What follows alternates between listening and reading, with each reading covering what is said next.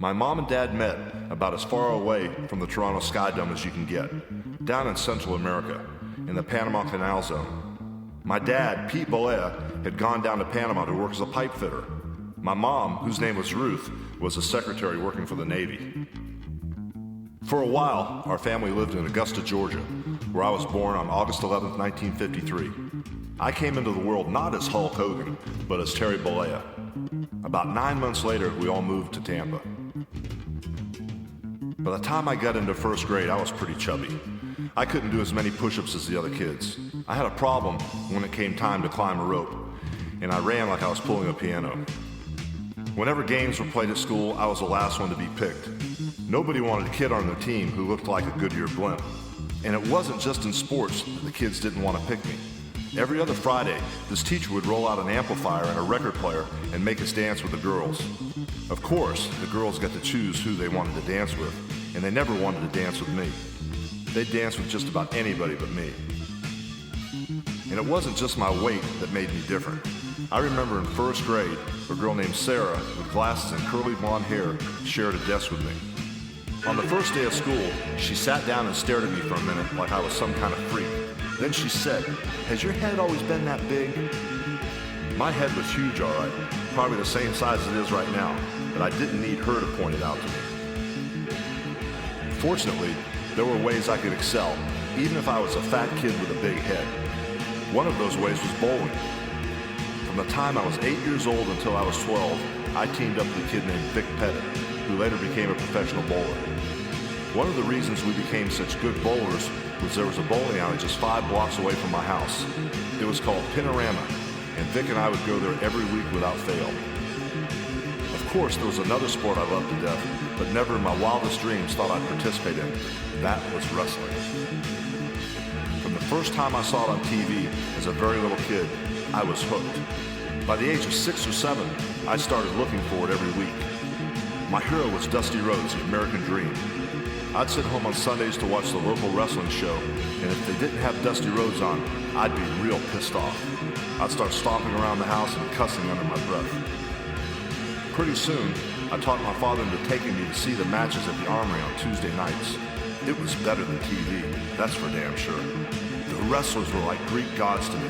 They were giants, larger than life, and the combination of entertainment and physicality that I saw in the wrestling ring was something I'd never seen in other sports. And that was where it all started for me. Of course, I had other heroes. If you were a baseball player when I was a kid, you had to worship the New York Yankees. There was Mickey Mantle, Roger Maris, Yogi Berra, Joe Pepitone. And because the Cincinnati Reds had their spring training camp in Tampa, I liked Pete Rose and Johnny Bench a lot too. But Dusty Rhodes, he was it, brother. He was the real deal. Dusty Rhodes was the first guy in Florida to do a show business thing in the ring. He had a Muhammad Ali type rap. Dusty Rhodes, the Tower of Power, the man of the hour, too sweet to be sour. He was a white guy, but he talked like a black guy, and it worked for him. And then there was a promoter, Eddie Graham.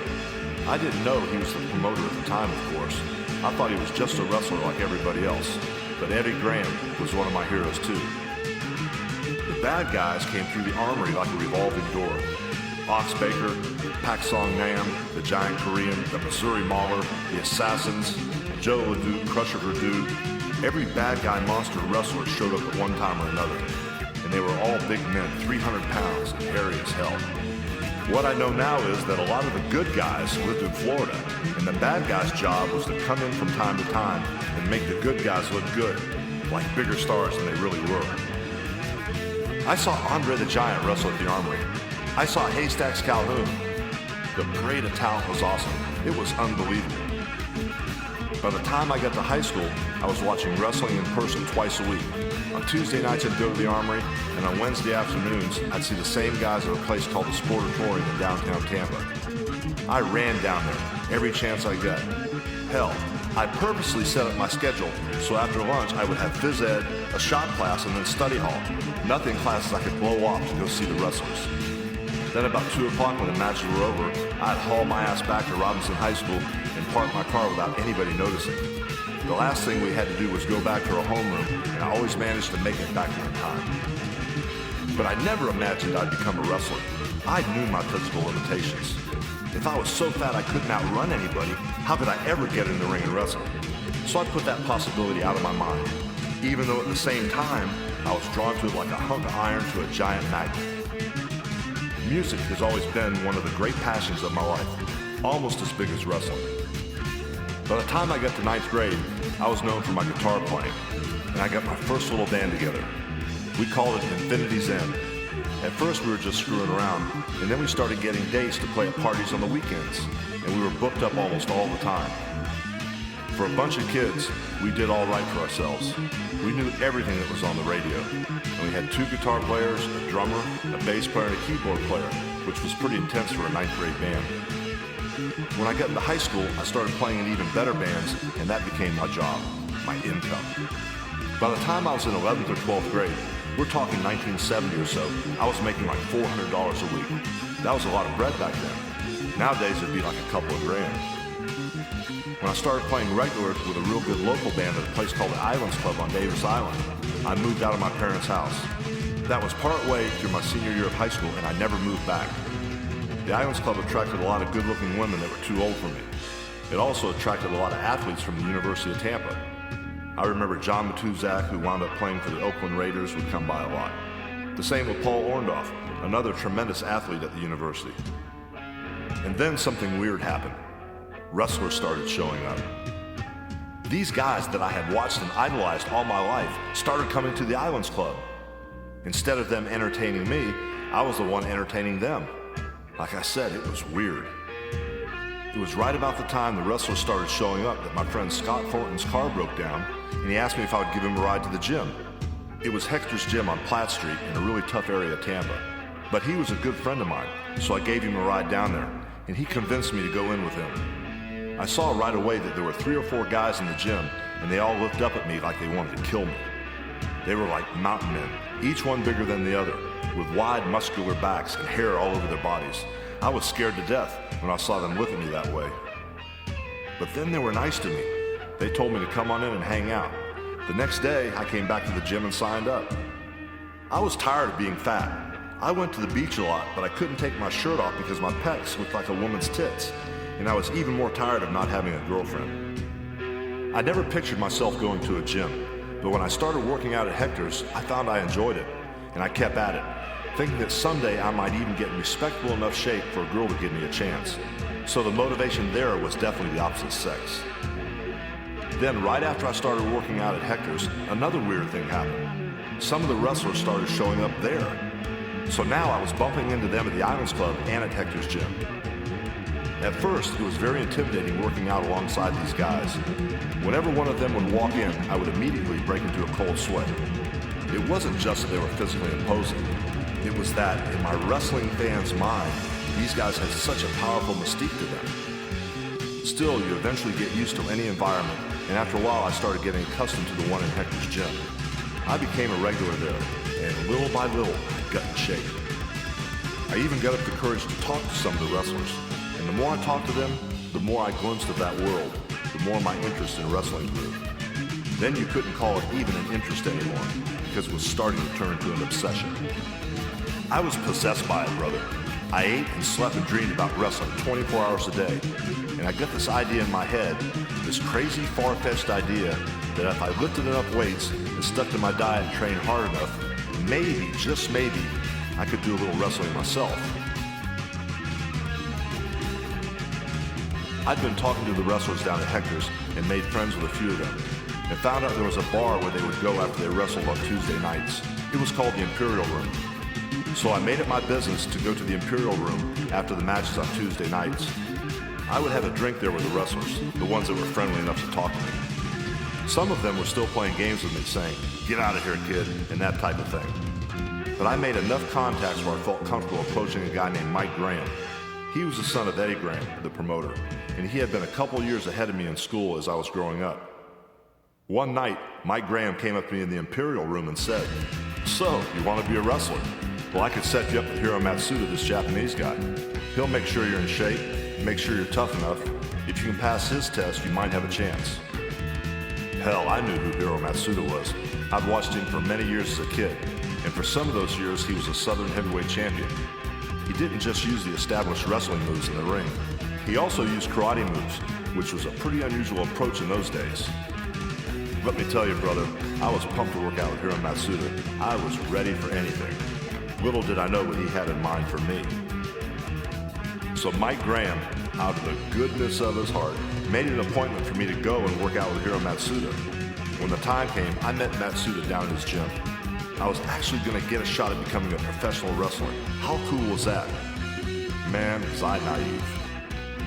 What I didn't know was that Matsuda was pissed off having to be there that day. He was wrestling 6 days a week, and this was the one day he wasn't scheduled to wrestle. So basically, I was taking him away from his day off. Hell, I'd have been pissed too. The first thing he did was get me outside the ring and exercise me. I thought I was in good shape going in, but I quickly found out otherwise. Weightlifting shape is one thing, wrestling shape is another. So it didn't take long for Matsuda to get me to the point where I thought I was going to faint. Everything was turning white and my knees felt like rubber. I told Matsuda I was liable to go down at any second. All right, he said, now it's time to wrestle. So he threw me in the ring. Before I knew it, Matsuda was sitting between my legs and putting his elbow in the middle of my shin. Then he grabbed the end of my toe and twisted my foot until crack, my shin broke in half. The whole thing took about 2 seconds, and my damn leg was broken. I couldn't even get myself home. I had an Econoline van at the time with a clutch in it, and there was no way I could drive it with a broken leg. I had to wait until my dad came home from work, and I could call him and tell him what happened. I was hurt and confused. I didn't know why Matsuda had done that to me. I had a lot to learn. In those days, more than 25 years ago, wrestling was a very barbaric and protective business. The attitude was, why would we let anybody like you into this elite club of ours just because you lifted weights for a couple of years? What gives you the right to be part of this? Today you get a pair of wrestling boots for Christmas and you call yourself a wrestler. Back then you had to give up everything, even to have a shot. If you had a family, a wife and kids, you had to leave it all behind. At the time, I felt betrayed. I wound up living in a hotel room down the street from my parents' house, a place called the Crossway Inn. It was cheap, only about $10 a day to live there. I remember when my dad would go to work, I would go limp over to their house and my mom would feed me. And when the time came for my dad to come home, I would get the hell out of there on my crutches and go back to the hotel. All in all, I had my leg in a cast for about 10 weeks. By the time my cast came off and my leg felt better, I knew what I was going to do. I went right back down to Matsuda's gym with a completely different attitude. He beat me again, of course, but when my opponent tried to break my leg this time, I blocked it and stopped him. And all of a sudden they began looking at me a little differently, like I was something more to them than a damn wishbone. They had me come down to the Sportatorium after that, and every day Matsuda and the other guys beat me up. They chipped my teeth and tore a bunch of muscles, and twisted my knee and screwed up my neck, and stretched every ligament in my body. They did about everything you can do to a person. After 3 months, they figured out I wasn't going to quit, and their attitudes changed a little. It wasn't that they lightened up on me. I mean, they were still beating the living crap out of me.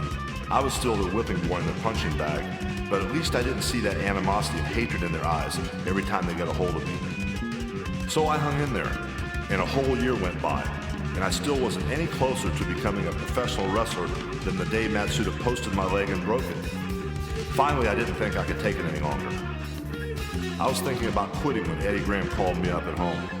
Terry, he said, I'm going to be there tomorrow and I'm going to work out with you. I want to show you a few things. Eddie Graham was a former Southern heavyweight champion. I said to myself, oh God, what are they going to do to me now? So with all my misgivings, I went down there and I trained with Eddie Graham, but it wasn't at all what I expected. Hiro Matsuda had taught me a bunch of submission holds that make your opponent give up because he can't stand the pain. If I locked up with a guy, I was supposed to try to take his arm off. That's what I've been told to do for the last year. I was supposed to take my opponent's arm, post it behind him, or try to wrench it out of his socket. That's what I thought wrestling was about.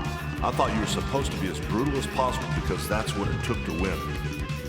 All of a sudden, Eddie Graham told me I wasn't going to need any of that stuff anymore. When you grab a guy's arm, he said, don't twist it off. Instead of really hurting him, just slide your grip around his wrist. It's up to him to make faces and yell and scream like you're killing him. I looked at him like he was from Mars or something. And when you put somebody in a headlock, Eddie Graham said, don't try to give him a cauliflower ear. Grab him with a soft part of your arm against his ear so you won't hurt him. Why am I not trying to hurt him, I asked. That's when he told me the truth, that you weren't fighting somebody in the ring, you were cooperating, working together to put on a show. And instead of the tougher guy winning, the outcome was determined in advance. I was in shock, brother, total shock. I felt like I'd been betrayed. For the last year, I'd been getting the crap beat out of me, learning how to hurt people and keep from getting myself hurt. What I didn't know was Eddie Graham and the others thought I was going to be somebody special in this business. I had an attitude they'd never seen before. I wouldn't quit, so they wanted to make sure I knew what I was doing. I wrestled for a while as the Super Destroyer, but the small-time stuff frustrated me so much that I left the business to run a gym and a nightclub. But after a while, I knew the truth. I had to get back in the ring. One day I called a wrestler who I'd become friends with, superstar Billy Graham. I said, "Hey man, I've been training for a year, and now I think I'm bigger than you are." By then my arms were 24 inches around. They were huge. Billy Graham didn't believe me. He said he had the largest arms in the world. But I said, "No, I think I'm bigger than you." "Well," he said, "if you're that big, I'm going to make a phone call." And he called a guy named Louis Tillett in Pensacola, Florida. In those days, the whole country was divided up into very distinct, very closely guarded territories. The Worldwide Wrestling Federation, which was run by Vince McMahon Sr., stretched from Maine to Maryland. The Crockett promotion had the Carolinas. Jerry Lawler and Jerry Jarrett had Tennessee. Georgia was a territory. Florida was a territory. Kansas City was a territory. And San Francisco and Los Angeles each represented a territory. Texas was actually a few territories, and one of the biggest was the American Wrestling Association, AWA, which a guy named Vern Gagne ran out of Minneapolis. Louis Tillett ran the Pensacola, Alabama territory, which included Pensacola and Panama City in northern Florida, and Dothan, New Brunswick, and Mobile in Alabama. With the help of my buddy, superstar Billy Graham, I got booked on that circuit. In the Pensacola, Alabama territory, I wasn't the Super Destroyer anymore. I was slated to wrestle as a good guy named Terry Boulder, which was a play on my real name. The wrestling audience was used to big 250 to 400-pound guys with big beer bellies and hair all over their bodies who didn't work out with weights the way I did. So to the wrestling world, I was Charles Atlas and Hercules rolled into one. And the fans were told I came from Venice Beach, California, which made me a god to the people in Dothan and Mobile. It made them think I was something I wasn't. While I was still wrestling for Louis Tillett, I showed up at a morning talk show in Alabama to promote a wrestling event. The other guest was a guy named Lou Ferrigno, who was starring with Bill Bixby on a TV show called The Incredible Hulk. Ferrigno was traveling around the country to plug a series, which wasn't doing so well in the ratings. So in between shooting schedules, they kept him on the road, working all the local markets. When I got on the show, the host looked at Lou Ferrigno, and he looked at me and he said, "Oh my God, you're bigger than Lou Ferrigno. You're bigger than the Hulk." And I said, "That's because I am the real Hulk." I had the gift of gab, and Lou had a bit of a speech impediment at the time as a result of a hearing loss, and I didn't want to run him down, but I did have the upper hand and I ran with it a little. Plus, the host did my job for me. "Gosh," he said, "your arms are so much bigger than his. It looks like if you arm wrestled him, you'd break his arm." Actually, Lou Ferrigno was an unbelievable specimen, a real dedicated bodybuilder, and his arms were in much better shape than mine. But I had more bulk on me and my clothes were probably tighter, so I looked larger. That night when I got to the arena and went back to the locker room, all the boys started calling me the Hulk. They said they saw me on television and that I was bigger than Lou Ferrigno, and the name just stuck. I wasn't exclusive to Louis Tillett, so I wrestled for a couple of other outfits in between runs in the Pensacola, Alabama territory. One of them was the partnership of Jerry Jarrett and Jerry Lawler, which operated out of Memphis, Tennessee. Jerry Lawler was like a god in Memphis. At times, he was as popular as Elvis. He even ran for mayor there as a joke. He didn't lift a finger to promote his campaign, and he came in third in a 15-candidate race. It was in Tennessee that I was known as Terry the Hulk Boulder and won my first championship belt. I wasn't Hulk Hogan quite yet, but I was getting there. In 1979, I took another break from wrestling to earn some big money on the docks in Tampa. I was enjoying a regular 9-to-5 job and taking home good bread when all of a sudden I got a call from my old friend, Terry Funk. Terry was a big name in the wrestling business, a second-generation wrestler who had already been a National Wrestling Alliance world champion. One day he came down to the docks and said, "What the hell is wrong with you? You could be the biggest star in the wrestling business." I said, "What? Are you crazy? I'm not interested in wrestling anymore. I've tried it 2 or 3 times now and I can't make any money at it." On top of that, I told him I didn't like the wrestling lifestyle. I didn't like all the drinking, the hell-raising, the atmosphere. I just wanted to stay home now. Terry Funk said, "Well, there's this guy in New York, this promoter, who heard about you when you were in the Pensacola, Alabama territory and when you were in the Memphis territory. He heard that wherever you would wrestle, the arenas would be sold out, and the crowd really responded to you. And he wants to see you. His name is Vince McMahon." This was Vince McMahon Sr., the current Vince's dad. I didn't know the name, and I told Terry Funk I still wasn't interested, and I figured that would be the end of it. But the next day, Terry called me at home and asked me to come down to the Florida wrestling office. I didn't want to go, but I couldn't say no to him. When I got there, it wasn't just Terry Funk waiting for me. Jack and Jerry Briscoe were there too, and so was Eddie Graham and his son Mike. They all said I needed to talk with Vince McMahon. I still wasn't completely convinced, but they got me to say I'd talk to him. So they called Vince McMahon Sr. and put him on the speakerphone. Vince said, "I want you to come up north next week." I was a real horse's ass. I said, "I'll come up, but I'm not bringing my wrestling stuff. I'll come up and talk to you, but I don't want to wrestle." Looking back, it didn't make any sense for me to say that. Hell, I was making the trip anyway. But those were the conditions I made, and Vince McMahon Sr. accepted them. So I flew up north. But as it turned out, they didn't bring me to New York. They brought me to Allentown, Pennsylvania. The reason I went to Allentown is that the McMahon promotion used to tape his TV shows up there. When I arrived, Vince McMahon Sr. had his son Vince Jr. and all the wrestlers and their managers in one dressing room, and they were talking about what they were going to do in front of the cameras. I remembered Vince Sr. had these little teeny glasses, bifocals that he would slide down onto the end of his nose, and he would look over the top of them at you. Another thing I remember is he always had 4 quarters in his hand that he would click together. And if he wanted to, he could just stare a hole through you. After I got to know him, I realized he was one of the best guys in the world. If you ever had a problem, you could go to him. And he was the first person I'd ever met who would always make good on his promises. If he told you something, it would happen every single time. Later on, Vince Sr. took me aside and talked to me one-on-one. I told him I really wasn't into wrestling anymore. I told him I got homesick and I didn't like being on the road all the time. I just didn't like the lifestyle. But Vince McMahon said, "If you come up here and give this a try, I guarantee you won't regret it." So I flew back to Tampa, packed up my car, and headed to New York to join the Worldwide Wrestling Federation. But during my first meeting with Vince McMahon Sr., he mentioned that he had an idea.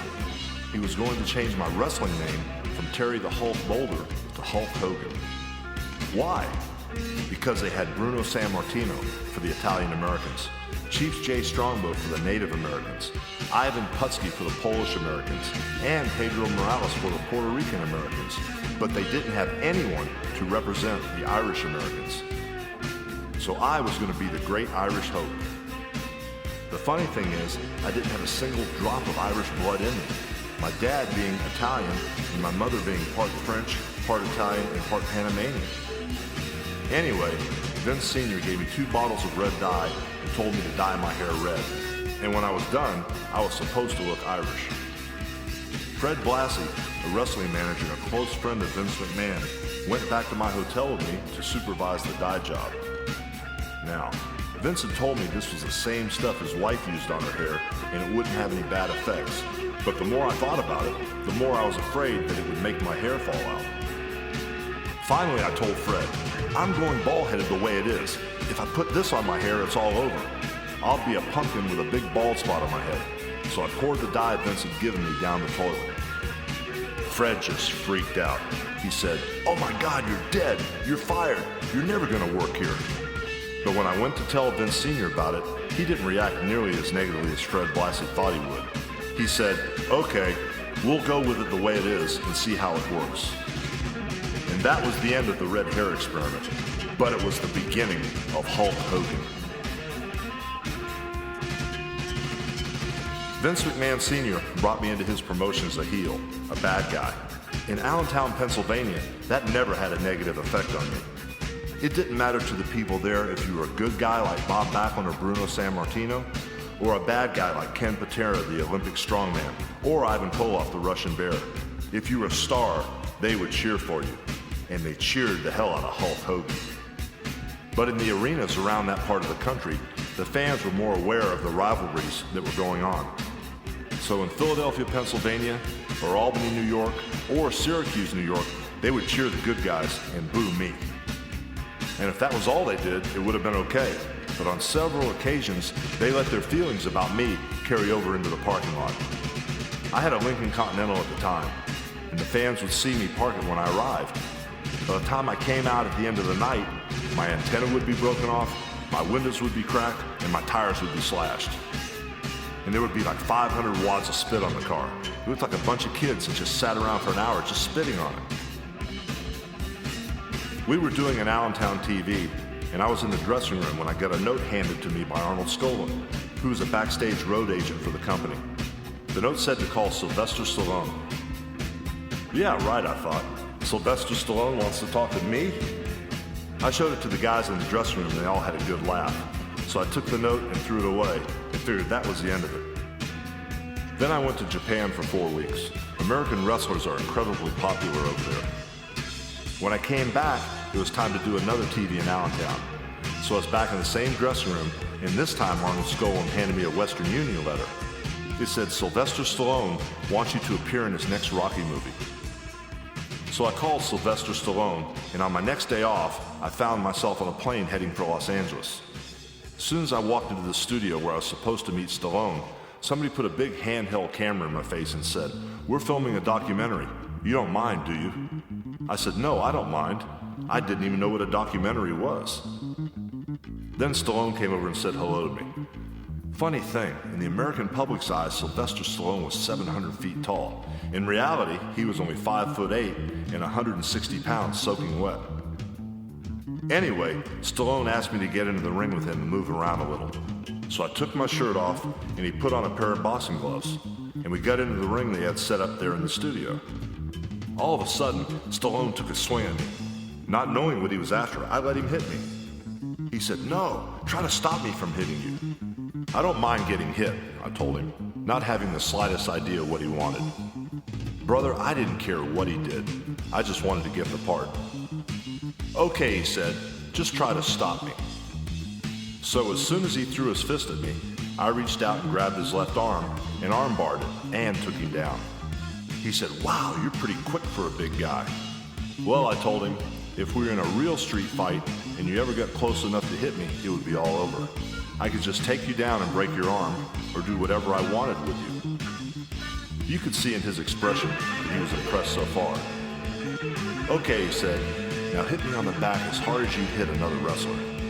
I said, "Nah, I don't think you want me to do that." He said, "Come on, I'm a tough guy, I can take it." Finally, I only hit him about 75%, right between the shoulder blades. And as soon as my arm hit his back, his face hit my cowboy boots. Bang, splat, real fast. All of a sudden, everybody panicked and jumped into the ring. But Stallone just got up and regrouped and told everybody that everything was cool. Then he said, "Let's get out of the ring." So I followed him out of the ring. Before I knew it, he was in my face, and the guy with the camera was standing there. And Stallone said, "All right, you're a nobody. You're nothing but a fake wrestler. Now get mad and start talking." And for the first time that day, I thought I knew what he wanted. He wanted the kind of stuff we did on promo spots. So I said, "Rocky Balboa, I'll break you in half like a little toothpick. I'll turn you into a Philadelphia cheese sandwich." Stuff like that. Stallone said, "Great, I got the job." I said, "Wow, that's unbelievable." Then Stallone said, "I'll give you $10,000 to play a wrestler in my movie." I said, "No, I want 15. Hell, I didn't know what I was talking about. I might have gotten a couple $100,000, who knows? I just knew you should never accept the first offer. So Stallone said, "I tell you what, I'll give you $14,000. I took it. So without an agent, without even reading the contract, I signed something right there on the ring apron. Let me tell you, brother, I was ecstatic. I went running back to New York and told Vince McMahon Sr. that I got a part in the next Rocky movie. I thought he'd be happy for me. Just one problem. The movie's shooting schedule conflicted with Vince's plans for me to end my career in New York and go to work for the Crockett people in the Carolinas. Of course, he had never told me any of that, so it was news to me. Vince said, "You can't do this. You work for me. You're a wrestler, not an actor." But I told him, "I want to do this. It's only going to take 10 days to film this part. You can spare me for 10 days. Vince looked at me over his glasses and said, "This is how it works. If you leave to do the Rocky movie, you'll never work for this company again." I said, "Well then, I guess I'll never work here again." And I left. And a few days later, Stallone flew me to Los Angeles. So I did Rocky III and made my $14,000, which was no money at all, really. But I did get good exposure. Only then did I have time to reflect on what Vince McMahon had said to me and how I had lost my job. Around that time, I got an idea. I asked Stallone if I could have some publicity stills from the movie. I was standing next to Stallone, holding him over my head, all kinds of crazy stuff. He wasn't supposed to release the pictures yet, but he gave them to me, and I sent them to a promoter in Minnesota named Vern Gagne, a two-time NCAA champion who ran the American Wrestling Association, or the AWA. Vern Gagne called me as soon as he got the publicity shots. He was a shrewd guy. He knew he was looking at a damn gold mine. "How soon can you start?" he asked me. I told him I could start right away. So I went to Minnesota to wrestle for the American Wrestling Association. If you were a wrestler in the early 80s, Minnesota was the ideal place to work. You would wrestle only 3 or 4 days a week and make as much money as you would if you worked 7 days in New York. So it was like a dream to go to Minnesota. When they saw my pictures as Thunderlips in the Rocky movie, they wanted to bring me in as a bad guy. So I came in, and for the first 3 or 4 weeks, I didn't wrestle. All I did was talk in interviews with my back to the camera. The TV viewers just saw the back of my hair and my muscles. I didn't have a hole in my hat yet. I had a full head of hair back then. And I would say, "If you want to see my face, you're going to have to buy a ticket to come to the St. Paul Civic Center a month from now." I was talking like a bad guy, talking like a heel, trying to generate as much heat as I could. It must have worked because the event sold out. But as soon as I got into the ring, the fans started cheering and going crazy. I was a heel. They weren't supposed to be cheering me. They were supposed to be booing me. But my gimmick was I was from Venice Beach, California, and in Minnesota, they thought anyone from California was a god. So instantly I was a good guy, whether I liked it or not. Vern Gagne panicked. He said, "Oh my God, what am I gonna do? They're cheering him out of the building." His number one good guy for a lot of years, a wrestler named Crusher, had just left the AWA, so my timing was perfect. I came in and took the Crusher spot as a good guy. Whenever I came out to wrestle, I would play the Eye of the Tiger music from the Rocky movie. Most fans hadn't seen anything like that before. Very few wrestlers had ever played music on their way to the ring. When the fans heard that, they would go nuts. The whole arena would just start to rock. Then I would come into the ring and rip my shirt off. That's where the gimmick started, back in Minnesota in the AWA. That's where I started planting the seeds that would grow into Hulkamania. One night when I was in LA, I called Nelson Kidwell, a high school buddy of mine who was living on the West Coast, and said, "Hey man, let's go out tonight." Nelson took me to a place in the valley called the Red Onion, a disco club with Tex-Mex food. I had just appeared in the Rocky movie, so all these girls thought I was an actor. They thought I had just played a wrestler, not that I was one. And to tell you the truth, I was going to let them think that as long as they wanted. That night, I was drinking wine out of a bottle. I had a pretty good buzz on, and I had so many of these blondes hanging around me, I didn't think anything of it when another one showed up. But as soon as she opened her mouth, I could tell she wasn't just another groupie. She said, "I hate to intrude, but I went to the drive-in with my mother, and E.T. was sold out, so we went to see Rocky III. And you look just like the guy in the movie." So I said, "That's right, I'm Mr. T, pity the fool." I joked with her a little, and then I said, "You're right, I'm Hulk Hogan and I was in the movie." She said something to me about dancing, but I really didn't have my wits about me. so I told her I wasn't interested. I guess my buddy Nelson Kidwell was a little more clear-headed, because a minute later, I saw him out there on the dance floor with her. That's the first time I really saw how attractive she was. She was a really pretty girl with a brown, athletic-looking body and shapely legs. She was like a thoroughbred horse, plus she had a really nice ass on her. And here I'd just blown her off. What was I thinking? So when Nelson and this woman came off the dance floor, I took her by the arm and asked her if I could buy her a drink. She apparently wasn't holding a grudge against me because she said yes. At that point, I put the wine bottle down and ran all the other girls off and focused on this woman. It turned out she had a really appealing, upbeat personality, like she didn't have a care in the world. I found myself thinking this was someone I'd like to be around. I asked her if I could take her out, and she said, well, let's talk about it. That made her even more appealing to me because it was going to be a challenge to win her over. I stayed with her the rest of the night. We talked and danced, and I did my best to get her to like me. Finally, she had to leave. I said, listen, I'm serious. I want to take you out. I told her my name and said, what's yours? She said her name was Linda, and she worked at this nail salon in the valley. It's in the phone book, she told me.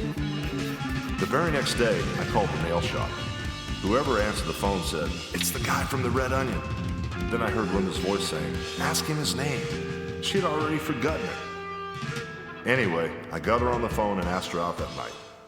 But I wasn't familiar with LA, so I didn't know where to go. I said, let's meet at the Red Onion at 7 o'clock, since we both know where that is. As it turned out, we had a great night talking and dancing, and that was the start of my relationship with the woman who would become my wife. In general, it was hard maintaining our relationship. Linda was living in Los Angeles and I was living in Minnesota. When I flew to LA, I would call her up, spend 4 or 5 days taking her out and meeting her family, and then I'd have to leave again. That went on for 6 or 7 months. Finally, I told Linda, I'm madly in love with you. I want to spend the rest of my life with you. Would you move to Minnesota so we can get married there the first chance we get? Linda didn't beat around the bush. No way, she told me. I'm not going to move in with somebody. She made it tough on me, brother, but it was even tougher carrying on a relationship with her living so far away. Finally, I said, I tell you what, I'm going to go out and buy a house. I'm going to get you an engagement ring, and hopefully you'll think about moving to Minnesota. I had never owned a house in my life. That was a big deal, let me tell you. But I wanted to show Linda that I was doing everything right, that I was making an honest-to-God commitment. When she saw all that, she changed her mind and said she would move in with me, but only after we set a date. So I did it. I set a date to be married, and Linda, thank God, finally gave in and moved to Minnesota.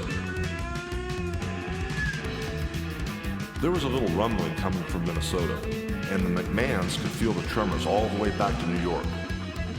Vern Gagne was thinking in terms of expansion. The AWA already went into Canada, Salt Lake City, Denver, and the West Coast. Now Vern was nosing around the East Coast, trying to buy TV time on Channel 9 in New York. One night at the Rosemont Horizon in Chicago, I was getting ready to go to the ring when Steve Taylor, an old friend of mine from the Worldwide Wrestling Federation, stuck his head through the curtains. Steve runs the production crew now for Vince Jr., but at the time he was a photographer. I was surprised as hell. I said, Steve, how the hell are you? Fine, he said, let me take a picture of you. Sure, I told him, no problem. So I struck a pose for Steve Taylor, and he took the picture. But that wasn't why he'd come to see me in Chicago. He handed me a card. On the back of it, it said, call Vince McMahon immediately. I said to myself, boy, this is interesting. I was fired and he told me I'd never work there again. I guess things have changed. I wrestled that night, went home, and called Vince McMahon. But it wasn't Vince McMahon Sr. who answered. It was Vince McMahon Jr. He told me that he was going to be taking over the company from his father, and he wanted to make me the new champion of the World Wrestling Federation, the new name of the company. He had heard about this whole Hulkamania thing that I'd started in Minnesota, and he thought he could embellish it and make it even bigger.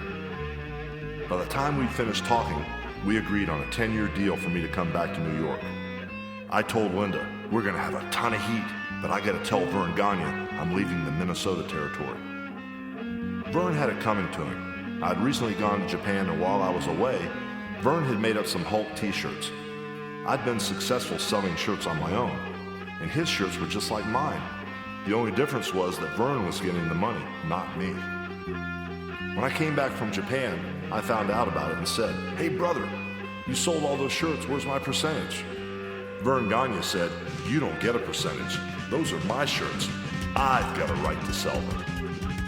So even though he'd been copying my shirts and selling them, he wouldn't give me a penny. He just told me to screw off.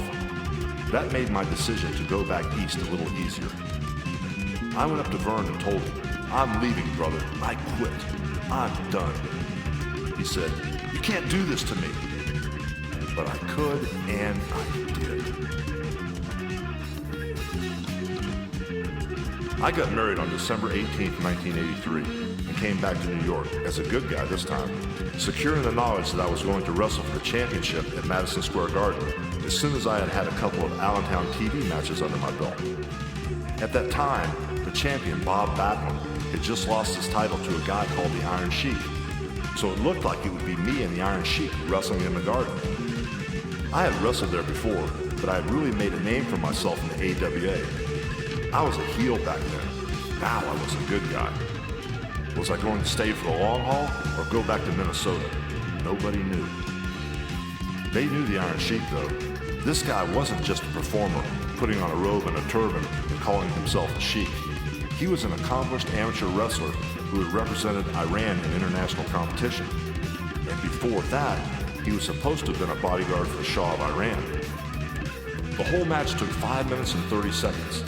Most fans had never seen anyone get out of the Sheik's signature hold, the camel clutch. But I did. And then I backed him into the turnbuckle. He tried another hold. I broke him. I threw him into the ropes. When he came off them, I gave him the boot to the face. He fell in the middle of the ring. I gave him a leg drop. The referee started counting, and Hulkamania took off like never before. After the match, the Sheik was a good sport. Even though he put me over and made me the world's champion that night, he came backstage and gave me a big hug. Then, in front of Vince McMahon Jr., he said that Vern Gagne, who I had just screwed over, had called the Iron Sheik the night before the match and offered him $100,000 to break my leg in the ring. But he had decided not to do it. He didn't want to hurt me. In the end, it turned out to be a good business decision for him. The Sheik was able to keep working as a wrestler and make a ton of money for the next couple of years wrestling me in return matches. Before I beat the Iron Sheik, the success of the company had always rested on 6 or 8 pairs of shoulders. But as soon as I won the match in Madison Square Garden and captured the imagination of the wrestling world, the load was placed squarely on the back of one guy, me, Hulk Hogan. Wrestling was red hot, so hot that we were running 2 sold-out venues a night. If we were in New York on Monday night, they would also book an event in Chicago. If we were in Boston, they would also book an event in Pittsburgh. We had A and B towns. The wrestlers used to check their booking sheets to see if they were on the same venue as Hulk Hogan, because they knew I would draw more people and they would make better money. I was running hard, brother. I started piling up frequent flyer miles. That first year after I beat the Sheik, I got on 300 different flights and wrestled close to 400 matches. It was crazy, out of control. And it wasn't just wrestling I had to worry about. I had all kinds of stuff on my plate, stuff that was just as important as what I did in the ring. If I was wrestling in St. Louis, I'd have to make a stop in Atlanta, Georgia to take a TV station manager to lunch, then stop again somewhere in Missouri at a children's hospital. Then I was supposed to show up at the arena and be ready to wrestle. Sometimes I would go to 3 or 4 different places before I finally got to the place where I was going to wrestle. Prisons, TV interviews, shopping centers, the whole 9 yards. It was just 24/7, brother, a non-stop roller coaster ride. I would try to cover all the bases, but it wasn't easy. The truth is, I was starting to transcend wrestling, and Vince McMahon Jr. looked at the character of Hulk Hogan and saw possibilities the rest of us didn't see. Vince started rolling with it. It wasn't just about a picture of your favorite wrestler on a t-shirt. It was about licensing, and then an animated TV show. I said, "Whoa, brother, are you out of your damn mind?" But he wasn't.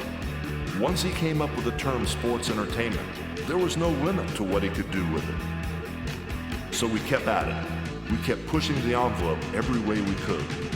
Eventually, Vince decided the time was right for a really big event, something that was going to be the Super Bowl and World Series of Wrestling, and he was going to call it WrestleMania. The whole WrestleMania thing was just larger, crazier, and more intense than anything anybody could ever have imagined. And naturally, it was going to be held in Madison Square Garden, the mecca of American sporting events. I was on a card in a tag team match. My partner was going to be Mr. T, a stocky, trash-talking bouncer from Chicago who had won a Tough Man contest, parlayed it into a role in Rocky III, and then became a star on a TV show called The A-Team. Vince McMahon Jr. put the whole thing together. It was going to be me and Mr. T against Paul Orndorff and Roddy Piper. So we were running around the country, promoting the hell out of WrestleMania. But at the same time, for about a month before the event, I was training with Mr. T and teaching him what he needed to know to survive in the ring. He had won the Tough Man contest back in Chicago, so we knew he could be physical if he had to be. But there's more to wrestling than physical ability. I stayed with him day and night, trying to give him a crash course in Wrestling 101. Mr. T was excited about it too. He had always wanted to wrestle, and this was his big chance. His opportunity to start at the top. But as we got closer to WrestleMania and the pace picked up, his attitude changed. He had got pissy about everything. He didn't like the hours. He didn't like the zigzagging all over the place. Finally, just a few days before WrestleMania, Mr. T gave us our first scare. Up to that point, I was with him every day, making appearances and working out with him. But that day, he was nowhere to be found. He just disappeared on me. It turned out that he was sitting in some park with some homeless dudes, just chewing the fat. Finally, we found him, brought him with us, and thought maybe everything would be all right. Then he pulled another disappearing act. But this time, he did it on the day of the event. We had been plugging WrestleMania for weeks. Madison Square Garden was sold out to the rafters. Everybody was looking forward to seeing Mr. T in the ring for the first time, and for some reason, Mr. T wasn't there. Finally, I got a call from the limo garage downstairs. The good news was that Mr. T had arrived. The bad news was that he was leaving again. I said, "What? Don't let him leave, brother." And I ran down to the limo garage as fast as I could. The problem was that Mr. T had come in with two big white limos. Instead of him showing up with just his two bodyguards, he had invited 20 other people to come in with him. Girls, guys, he had a whole entourage. And of course, Madison Square Garden security wasn't going to let all those people backstage. I got down to the limo garage just as Mr. T's limos were pulling out. T was cussing, saying, "Screw this, I'm leaving." But I got in front of his limo and I wouldn't let him leave, because once he left the building, I knew we'd never find him again. Mr. T was screaming at me, "Get out of the way, you fool! God damn it, get out of the way!" But I wouldn't move. I said, "You want to get out of here, brother? You're going to have to roll right over me." Finally, he got out of the car, but he was still bitching and complaining about his friends not getting into the garden. I told him, "Look, man, just give me 10 minutes to work on it." Somehow I got everybody in, but you could tell that Mr. T was still agitated, and it wasn't just about his entourage. He was scared of wrestling that night. He knew he was out of his element, and he had a million excuses why he shouldn't go into the ring. Even though we had trained and prepared for the last month, I don't think he had really ever intended to go through with it. Finally, we got to the dance, and when the red light came on, Mr. T was a pro, man. He pulled it off beautifully. He was sucking wind and he was in trouble for a while, but he eventually got through it and did a great job. At one point, he draped Piper over his shoulders and caught him in an airplane spin. Then, after I pinned Orndorff, the two bad guys began to go at each other. The crowd loved it. We used Mr. T a bunch of times, and then when I went down to World Championship Wrestling, or WCW years later, we used him there too. And I never had that kind of trouble with him again. But that one time, he could have single-handedly destroyed WrestleMania. And if he had, there might never have been another one.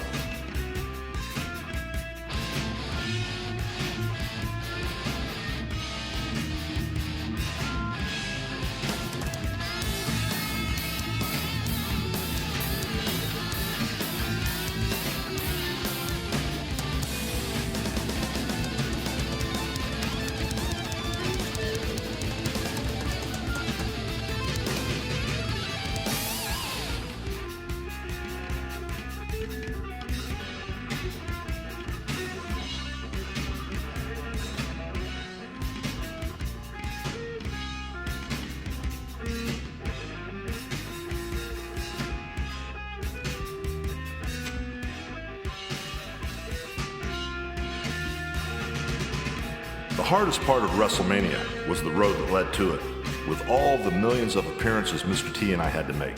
And the biggest bump in the road came a couple of days before we were supposed to step into the ring. Mr. T and I went to the Helmsley Palace in New York in separate limousines. We'd been running hard the last few weeks, and Mr. T's patience was frayed. But as soon as my wife and I walked into the room, the phone rang. It was Linda McMahon, Vince's wife. "Terry," she said, "I hate to tell you, but there's one more appearance you've got to make today. You've got to go down to a show called Hot Properties, a cable show hosted by a man named Richard Belzer. I don't know how it could have slipped off the itinerary from the publicity company, but there are 50 kids in wheelchairs down there, a whole busload of them, and they're waiting for you and Mr. T to show up. You've got to go, Terry. It's a live show, and they're all those kids." "Okay," I said, "I'll go." Then I had the pleasant task of calling my tag team partner. "Hey, brother, I'm sorry to do this to you, but there are 50 kids in wheelchairs waiting for us to appear on this show." "Well," Mr. T said, "I ain't going." I wasn't in the mood to argue with him. I said, "Okay, I'll go myself." So I pulled my cowboy boots back on my swollen feet and started to drag myself out the door. All of a sudden, the phone rang. It was Mr. T. "Okay," he said, "I'm going with you, but that's it." I told him, "All right, brother, whatever you say." And we went down to Richard Belzer's Hot Properties show. So I put on my game face and walked into the studio. And guess what we saw? Or rather, what we didn't see. Kids in wheelchairs. They weren't there. Now Mr. T was pissed off because he thought we had been conned. I was trying to calm him down in the green room when Richard Belzer walked in. Mr. T had this metal thing with a big spring, some kind of exercise bar he carried around and said it was a parking meter he ripped out of the ground. He was cranking on it like crazy in the green room because he was so mad. Richard Belzer said, "Hey T, how you doing?" Mr. T wouldn't talk to him. He just kept pumping his parking meter. So Belzer came over to me and said, "Hulk, we're going to bring you guys out there one at a time instead of together." I said, "You know what probably would be better if we went out there together." But he said, "No, I want you guys one at a time. It'll be better for you." I said, "Okay, whatever you think, brother. You're the boss. We're just here to help you out." Then Richard Belzer asked, "Hey, they forgot to tell me. What about this wrestling thing? Is all that stuff fake? You know, choreographed?" At the time, the mentality in the wrestling business still dictated that you didn't tell anybody wrestling was fake. And if you did, Vince McMahon himself would slap your head off. So I said, "You know something, brother? Probably the best thing to do would be to ask me those questions when we're on camera." So Richard Belzer smiled at me and said, "I see the game you want to play." And I'm thinking, oh boy, this could be a problem. Anyway, Belzer got Mr. T out there first and started asking him questions. Mr. T wouldn't talk. All he kept doing was cranking his parking meter. So Richard Belzer said, "I pity the fool. I pity your mama. I pity your mama's fool," trying to get Mr. T to say something. T still wasn't talking, but I could just about see the steam coming out of his head. Great, I thought. I was so worried about what T would do next, the sweat was dripping off my hands. But just this once, I could see Mr. T's point. We hadn't come here to get abused. We had come here to promote WrestleMania. This guy Belzer was setting us up. He was taking cheap shots at us. All of a sudden, they called me out too. So Richard Belzer started in on me. He was just really trying to be funny. I see that now.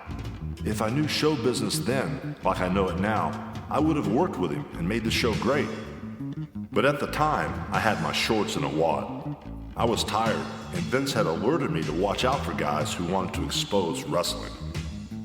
"Oh," Belzer said to me, "so you think you're a tough guy? Go ahead, put me in a wrestling hold.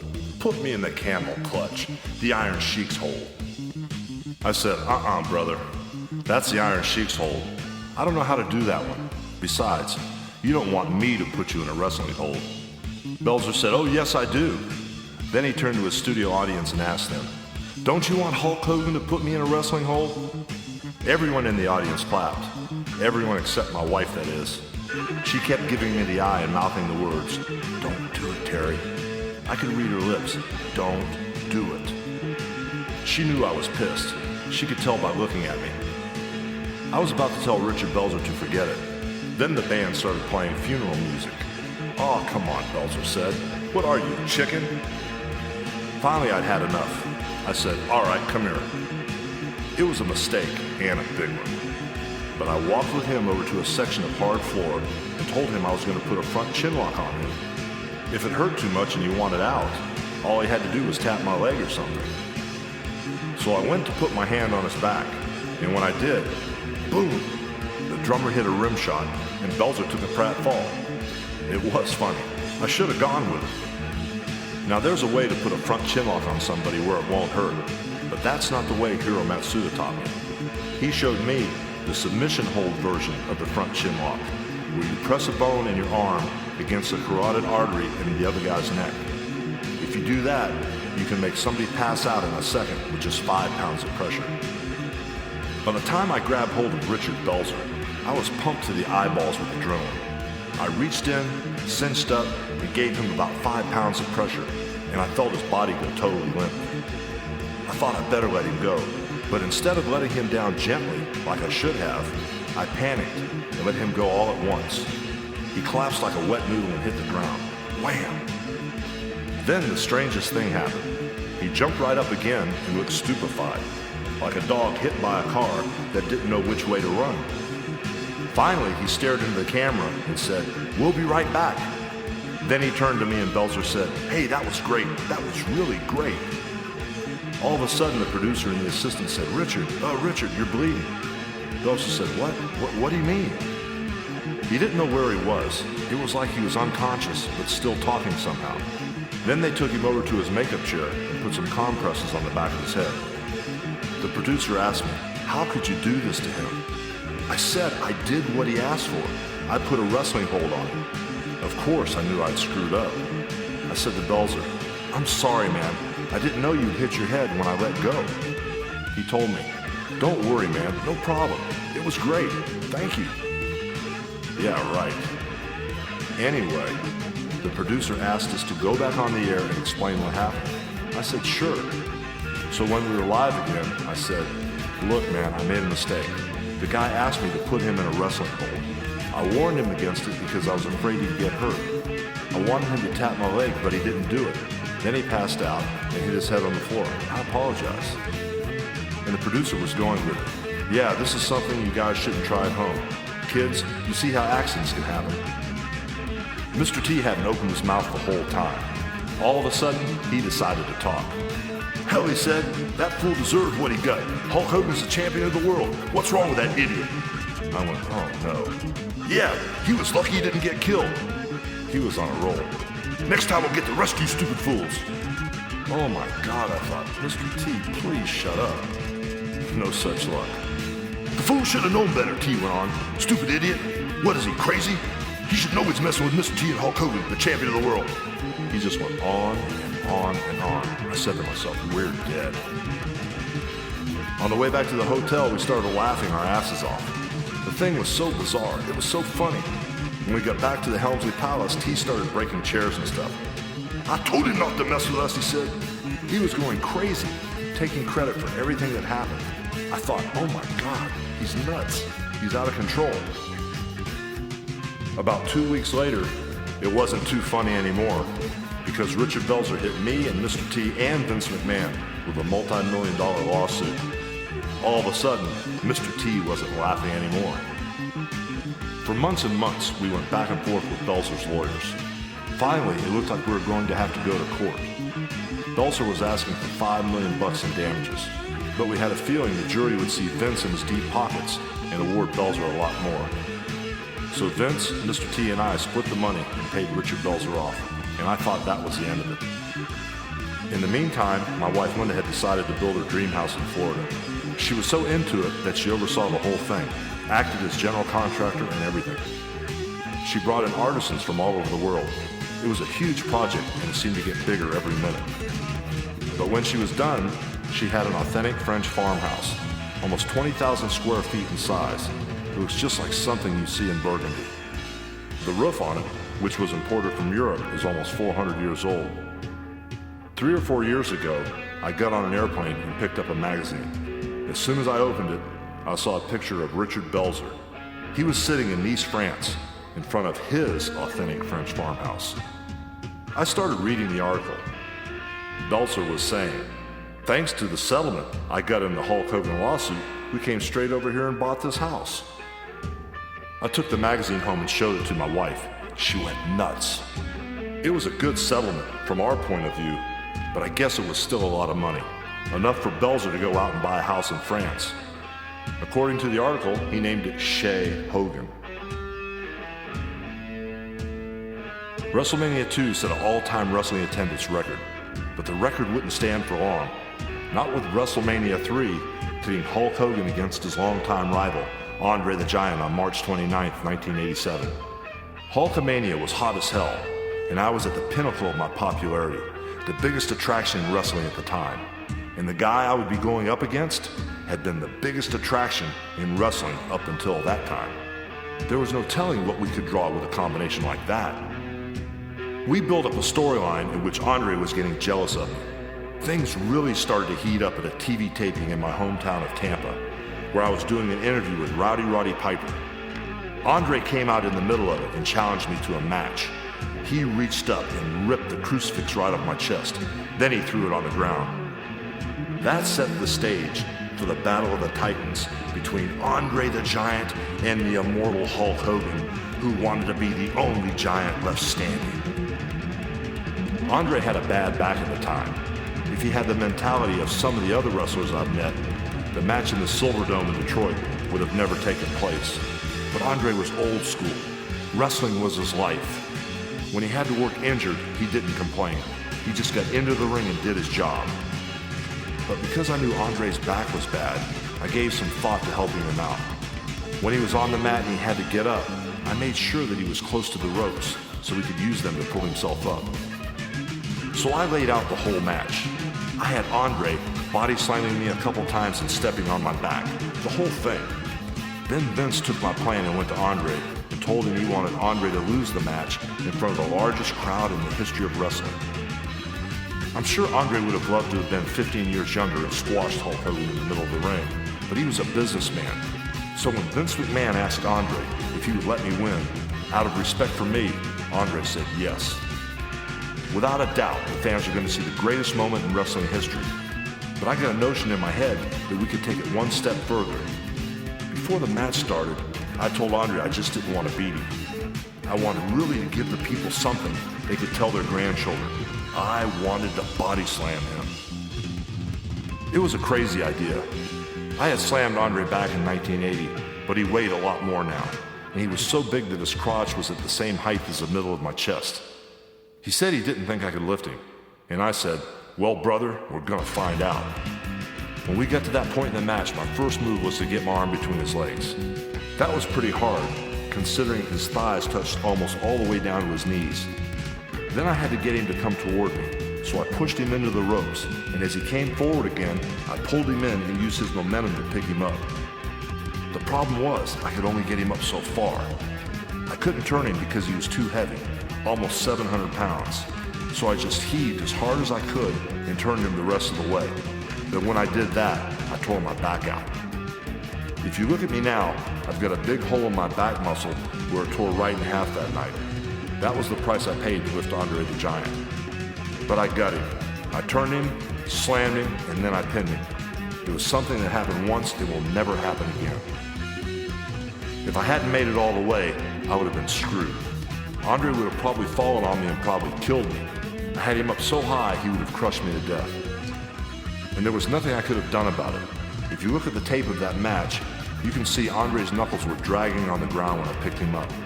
It was so damn big, his leg was almost as big as my whole body, but somehow I slammed him.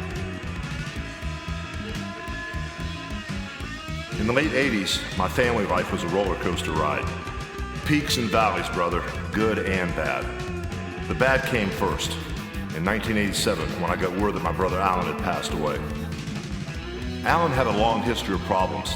He had been in and out of Florida jails and ended up going to Texas under a different name. He just took off and started another life. Then he got in trouble in Texas and ended up moving to LA, where he got remarried and had a child named David Bollea. But trouble found him in LA too. He ended up partying a lot and running with the wrong group of people. At one point, Alan tried to pull himself together and went through a drug treatment program. I saw him right after that. I dropped him off at his house in LA, gave him money for his rent, his van, and his motorcycle, and asked him if he wanted to come to San Francisco to watch me wrestle at the Cow Palace. He said he wanted to stay in LA, so I went up to San Francisco on my own.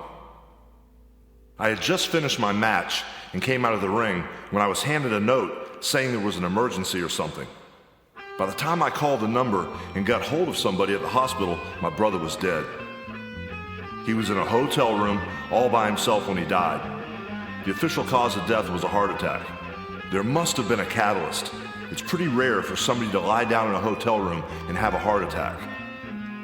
The news of his death rocked me pretty good, but my parents took it even worse. I remember how devastated they were, but I tell you, brother, they weren't surprised. We had all known that we'd get that call someday. Watching Alan struggle with his life was like watching somebody die of cancer for 10 years. We all thought that Alan's death was the worst news we could get, but it wasn't.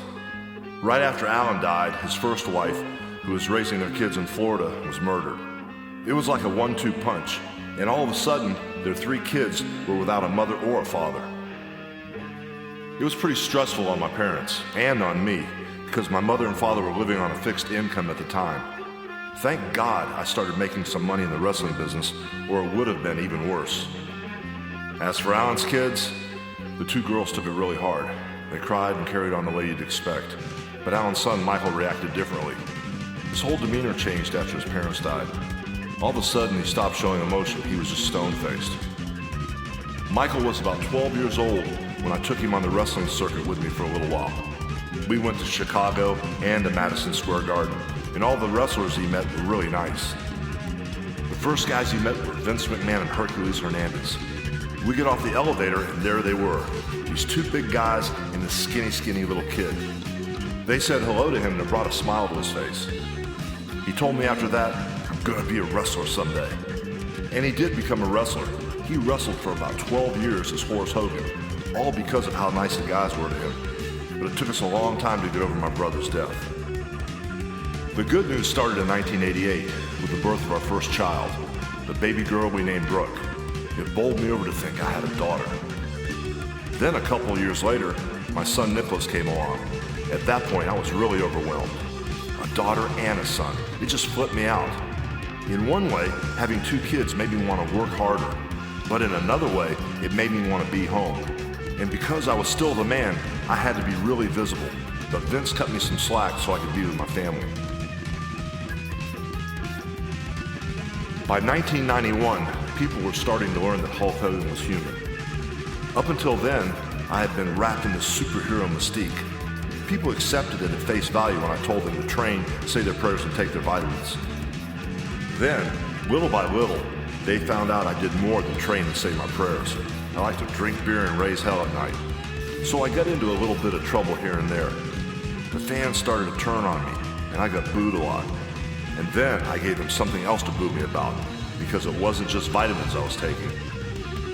I probably started taking anabolic steroids in 1975, but at the time, every wrestler I knew took them. I'm not making excuses, but they were everywhere. And a lot of that had to do with what we knew about them, which obviously wasn't enough. One thing we did know about steroids was they enhanced the way you looked and the way you performed. They made you bigger, stronger, and faster. What was especially important to wrestlers was that steroids helped you put on muscle mass. I never had a question about whether I would take them. It was part of my daily routine. Did you take a shower today? Yeah. Did you brush your teeth today? Yeah. Did you take your steroids today? Yeah. Hell yeah, let's go. That was the deal. It was how I lived. I'm 280 pounds now, but back then, I weighed 330 or 40 because my body was full of water weight. My face was huge and puffy, and my arms were so bulky I couldn't touch my shoulders. Anyway, the feds began an investigation of steroid use. And since Hulk Hogan was the most recognizable athlete entertainer in the world, they put my neck on the chopping block. In my mind, everything I'd done was legal. But the feds didn't really want me. They wanted the money man, the boss, the brains behind the brawn. They wanted the guy who made a name for himself as the Einstein of the wrestling business. So they dragged Vince McMahon into it. It was very unfair. The feds were trying to say that Vince McMahon distributed steroids to me, and if a judge found him guilty, they were going to put him away for a long time. But they didn't have a case. Vince didn't distribute drugs to me or anyone else. The feds were just trying to bury him, to drag him through the mud and destroy his business. So they told me they weren't going after me. Even though they'd trashed my name already, what they wanted was to go after Vince. And they wanted me to be a government witness at his trial. They said, all we want you to do is tell the truth, Hogan. So in my mind, I was really cool. I wasn't going to get into any trouble. And if I told the truth, Vince wouldn't get into any trouble either. That definitely worked for me. Then boom, all of a sudden my communications with Vince were cut off. I think his attorneys told him not to talk to me anymore because I was going to be a government witness. He may have thought I turned on him. I would have never done that.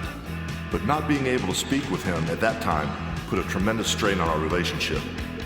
And we didn't talk for a long time after that, even after the trial against him was over. That trial tore the guts out of Vince's business, and he had a hard time regrouping. By mutual agreement, I was gone from the WWF for almost a year.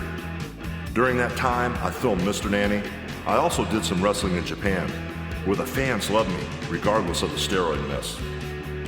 It was a refreshing change, brother. I didn't have to cup my hand to my ear to get the crowd behind me. I didn't have to do the boot in the face and the leg drop to get a big cheer. I would just go out to the ring and wrestle. It was fun. Then I left the World Wrestling Federation. I wasn't fired and I didn't quit. It was a mutual agreement that I would no longer wrestle for the company. I would just pursue other interests. Before I left the WWF, I was approached by the producers of Baywatch to star in the pilot of a TV series called Thunder in Paradise. It was about two ex-Navy SEALs with a high-tech boat, a kind of Mission Impossible on the water. I did the pilot with co-stars Chris Lemon and Carol Alt, but it didn't get picked up by any of the major networks. It just sat there.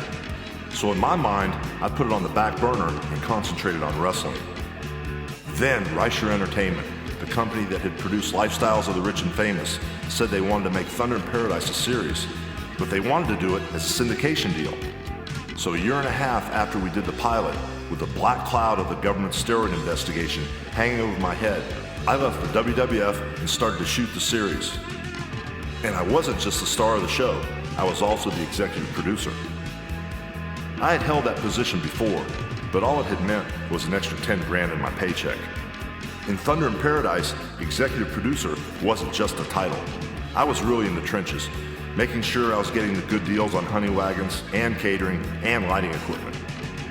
If I could stay on a budget, I would make money. If I brought in the wrong stunt people and shot too much film, it had a direct effect on my income. Return on investment became the equation of the day instead of how much fun I could have. When the first show aired, it did a staggering number in New York, like a 9-1 share. Vince McMahon and I weren't on the best of terms at the time, but he sent a fax to my house. Well, he said, "Congratulations, monster.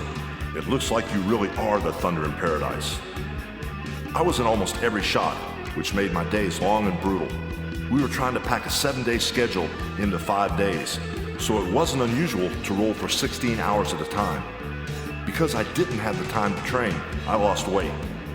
A year into the series and off steroids, I was down to less than 255 pounds. I felt great, but I didn't look like Hulk Hogan. I looked like Hurricane Spencer, the Navy SEAL character I played. And I was making money, but it wasn't wrestling money. I was starting to miss being in the ring. I was starting to miss the rush I'd gotten from the crowd when Hulkamania was at its height. But I didn't even consider walking out on Thunder in Paradise until fate took a hand.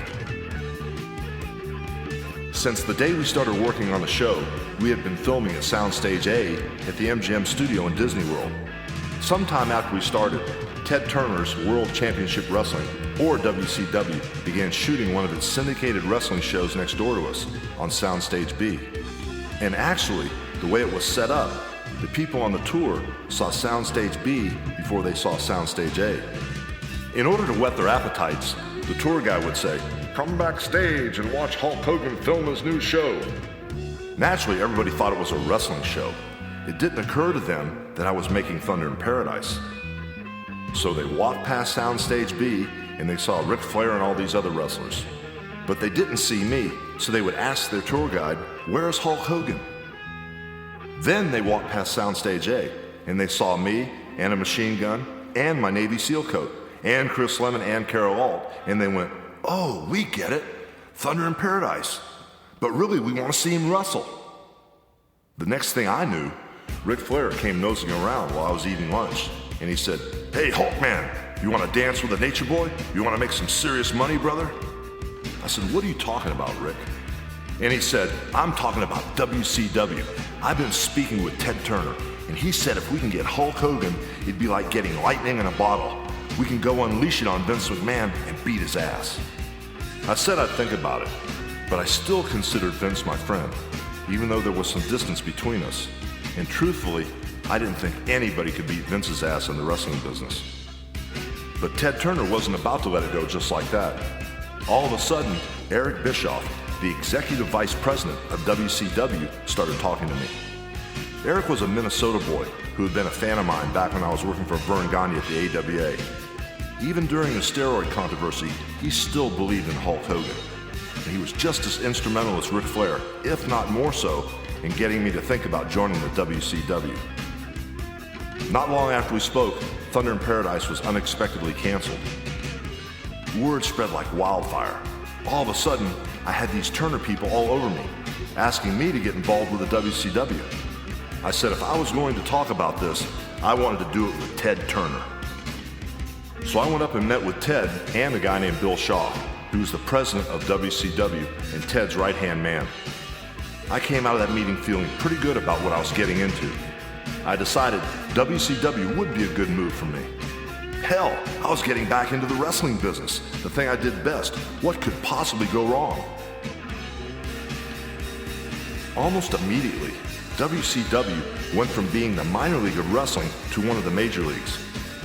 The arenas where we wrestled went from having 1,500 spectators or maybe 2,000 to 15 or 20,000 spectators, and our TV numbers were going through the roof.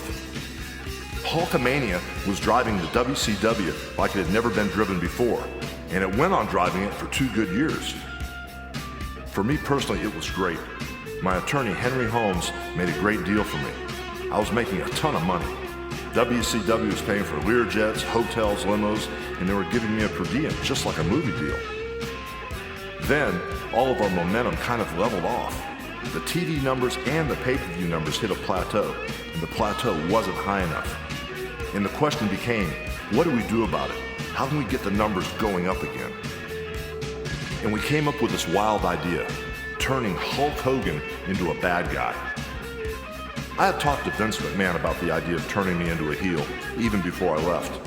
He told me I could never be a bad guy. It just wouldn't work. But still, I had this thought in my mind. So when WCW started floundering a little, I went to Eric Bischoff and said, "Look, brother, if I look at these kids, and I said, for years I've been telling you to train, say your prayers, and take your vitamins. But guys, I did it for the money." That simple statement would shock the wrestling world. It would turn me into a heel. Eric liked the idea, so he ran it by Ted Turner. I don't know how the hell Eric got him to agree to it, but Ted Turner said, "Okay, give it a shot. Just leave yourself an out if it blows up in your face." So we did it. It fit in with something else we were doing, which was bringing some new talent into the fold. First, Scott Hall, who had been Razor Ramon, came to WCW and said, "Hey, I'm from New York, and I'm coming into this minor league promotion to take it over. And guess what? My buddy's coming with me." People were wondering who was going to show up next. Then the next week, Kevin Nash appeared. Nash was the former heavyweight champion. Oh my God, the fans went crazy. Hall and Nash were branded stars, straight from Madison Square Garden. They acted like they were pulling off a hostile takeover of the company. They picked up Eric Bischoff, the executive vice president of WCW, and powerbombed him through a table on TV. Then they set up this big match, Bash at the Beach, in July 1996 in Daytona, Florida. It was a 6-man tag team with Randy Savage, Sting, and Lex Luger against Nash, Hall, and a partner they hadn't named yet. Hall and Nash fought 2 against 3 until the end of the match. Then they had already taken Lex Luger off on a stretcher, and Randy Savage was basically in there fighting all by himself. All of a sudden, I came walking down the ramp, and everybody expected me to come to Randy's aid. But instead, I turned on Randy and helped Hall and Nash beat him. I told my fans I'd done it all for the money. And that night, I joined with Hall and Nash, and I said, "This is the future of wrestling. We call ourselves the NWO, the New World Order." Then I tagged Hollywood onto the front of Hulk Hogan to give myself that bad guy flair. I told my fans that I didn't need the wrestling business, that I could make movies if I wanted and leave wrestling behind. People loved Nash and Hall, even though they were bad guys, but they didn't love me. I was a different story entirely. My turning heel had shocked the wrestling world, just like we intended, but to tell you the truth, it kind of shocked me too. The Hulk Hogan character was so great, the guy with the training, prayers, and vitamins. You could get hooked on being that character. It was a real positive road to follow. The heel thing was negative. I didn't feel comfortable looking at a kid and saying, "Yeah, I'll give you an autograph, but then get out of here." I was a bad guy, so I had to keep up that edge, but it just didn't feel right to me. For a couple of years, the NWO kicked Vince McMahon's ass. We were flying high. But eventually, the situation started to fall apart. Our ratings were down, the bottom line was hurting, and of course, it all fell on the shoulders of Eric Bischoff. Finally, they took the reins of WCW away from Eric and gave him to a bean counter, a guy from accounting named Bill Bush. This guy didn't have a clue what wrestling was about, but they put him in charge. One day he called me up and said, "I've hired a couple of show writers from the World Wrestling Federation, Vince Russo and Ed Ferrara. What do you think?" I said, "I don't know them, but anything's better than what we've got." So we brought these writers in. What I didn't know was that Russo and Ferrara had already sold Bill Bush. Russo had claimed he was the one responsible for the success of the World Wrestling Federation. He said he had told Vince McMahon what to do, what moves to make, and forged their whole attitude in the 90s. When I heard that later on, I said, "No way. It's just my opinion, brother, but Vince McMahon's the guy responsible for the success." But it was already too late. Russo was in. The other thing I didn't know about Russo was that he was on a mission to get rid of me and bring guys in who weren't established yet. Even before he met me, he walked into a creative meeting and said he wanted to get rid of Hulk Hogan. One of his big ideas was something called the Millionaires Club. He took all the WCW wrestlers who were over 40 or who had made it in the business and stuck them in the Millionaires Club. Then he took all the young guys who hadn't established themselves and called them the New Blood. It was Vince Russo's way of trying to create interest in the WCW, but it didn't work. He was trying to separate the lettuce from the tomatoes, but you really need a mixture of both to make the salad work. You need established guys and younger guys working as allies. The older guys tried to make the idea work. We tried to make the younger guys look good, but we were going against the grain of the fans' loyalties and expectations. They loved the guys they knew. Ric Flair would lose a match to one of the New Blood guys, but they still would cheer him and boo the guy who had beaten him. Rick made it look like his opponent had stripped him of his pride and his honor, but the fans knew it was a work. As far as they were concerned, Ric Flair was still the man. One time Russo told me he was trying to make a name for Billy Kidman, one of the newer guys in WCW, and he wanted to get me involved. I said, "Sure, brother, I'll do whatever you want." So Russo made me lose to Billy Kidman, who weighed about 180 pounds, 2 or 3 weeks in a row. Finally, I got lucky at a pay-per-view and beat this kid. It made me look ridiculous, but I went along with it. At the end of that, Billy Kidman was supposed to get this big push. But a week later, Russo had him in a Viagra on a pole match, where the loser had to take a whole bottle of Viagra, and Kidman lost. Then they took him off TV. So why did they sacrifice Hulk Hogan and let Billy Kidman beat him 3 or 4 weeks in a row if they weren't going to make Billy Kidman a big star? It didn't make any sense to me. The more I saw of Russo, the more I realized he was a guy I totally disagreed with. But he was accomplishing one thing. He was doing what he said he would do, slowly but surely driving me out of the wrestling business. I'll never forget when Russo had me lie down in the middle of the ring at Halloween Havoc, 1999. without wrestling even for a second, and let Sting put his foot on me to win the match. Russo said he had some great plan. He was going to bring me back 2 or 3 weeks later and explain why he did it. And when he did that, it would make me an even bigger star than I already was. Well, he didn't do what he said he would. After a few weeks, when the ratings were falling off a cliff, Eric Bischoff called me and begged me to come back. And like any loyalist, I came back for more. Russo basically used me as a whipping boy. I felt like I was losing more matches than ever. It got to the point where people went, Hogan might be old, but that guy can't beat him. He got crazy. Little by little, Russo just ran the WCW into the ground and out of existence. And for me personally, those 2 years when he was in charge were hell. The only thing this guy was clear about in the wrestling business was that he wanted me out of it. Then came the last straw. At Bash at the Beach 2000, a pay-per-view event held in Daytona, Florida, I was supposed to wrestle Jeff Jarrett for the WCW World title. A WCW guy named Johnny Ace came over to my house a few days before the match to tell me what Vince Russo had in mind. He said Russo wanted Jeff Jarrett to beat me 1, 2, 3. And then he wanted Scott Steiner, who was known as Big Papa Pump, to come into the ring and help Jeff Jarrett beat me up. Hell, they were going to beat me up so bad I would have to be taken out of the arena on a stretcher. It didn't surprise me. At that point, I was used to having to lose matches and get carried out on a stretcher.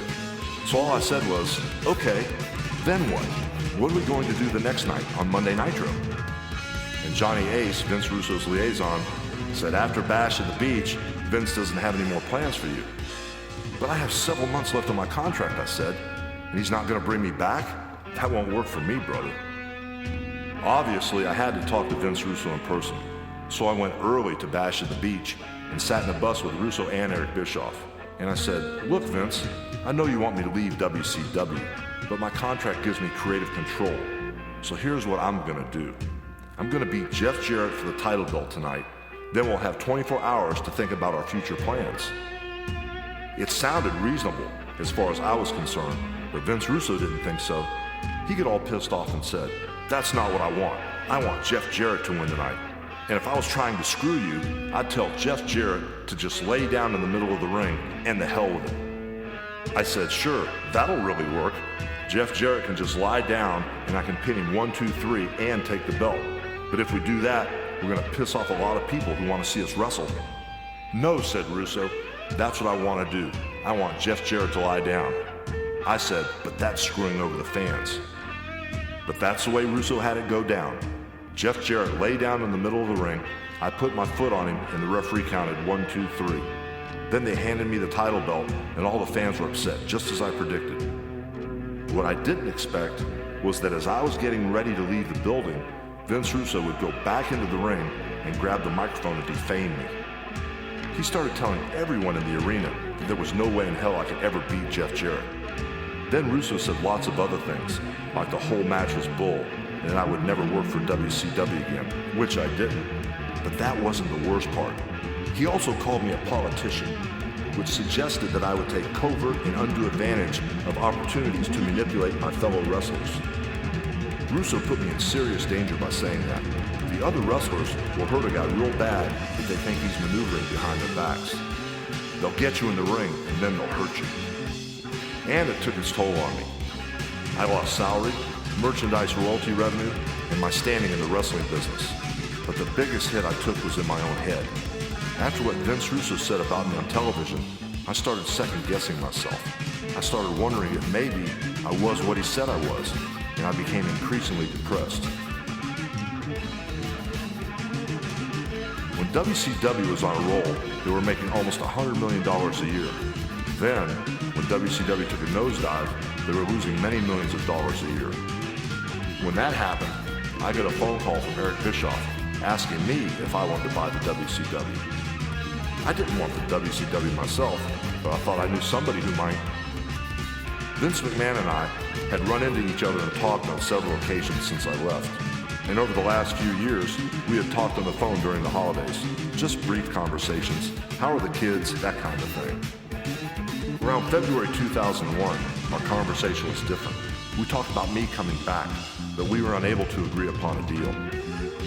We were on good terms, so when I heard about the WCW deal, I didn't hesitate to give him a holler. Listen, Vince, I said, I think you might have bid 80 or 100 million bucks for the WCW at one time. You could probably pick it up for 3 million bucks, maybe 3.5. Oh, really, he said. And why would I want the WCW? Because I'm the biggest wrestling fan in the world, I said. And I feel like I've been watching the same matches for the last 5 years. Please buy WCW for the storylines, if nothing else. In the end, Vince bought WCW at a bargain price.